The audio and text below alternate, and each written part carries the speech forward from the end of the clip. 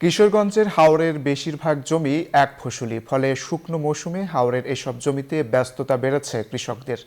তারা বলছেন মৌসুমের শুরুতেই সারের সংকট দেখা দেওয়ায় কিনতে হচ্ছে বেশি দামে। তবে সার সংকটের কথা মানতে নারাজ কৃষি বিভাগ। টিটু দাসের তথ্য, চিত্রে ডেস্ক রিপোর্ট।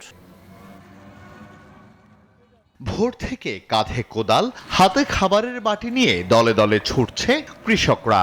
কেউ মহিষের কাঁধে জোয়াল আর মই নিয়ে ছুটছে, আবার কেউ গরুর পাল নিয়ে ছুটছে।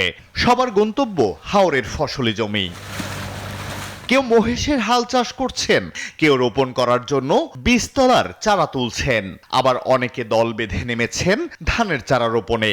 এভাবেই হাওরের জলকাদায় নেমে জমি চাষ ও চারা রোপণে দিন পার করছেন কৃষকরা। সূর্য ওঠার আগেই তাদের কর্মব্যস্ততা শুরু হয়। বীজ পালাই সেরা জ্বালা করি, পানি দিই, সার দিই, এবার এই জ্বালা নিয়ে উগড়িয়া আমরা ক্ষেত জমিতে লাগাই নিয়ে পানি আমরা আউট তোল করে দেই। আমরা সবার আগে কিভাবে লাগাতে পারি, কিভাবে নিতে পারি।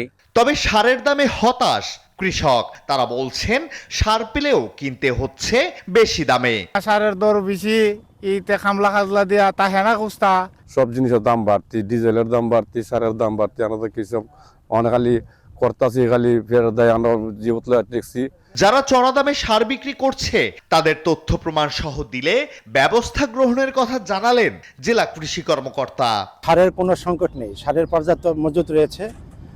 কৃষক যাতে সরকার কর্তৃক নির্ধারিত দামে সার পায় সেজন্য জেলা এবং উপজেলা পর্যায়ে মনিটরিং কার্যক্রম অত্যন্ত জোরদার করা হয়েছে।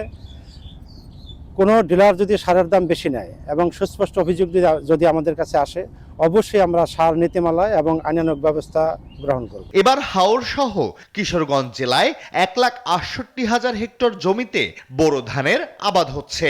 এর মধ্যে হাওরে রয়েছে 1,04,000 হেক্টর জমি। Desk report, news 24।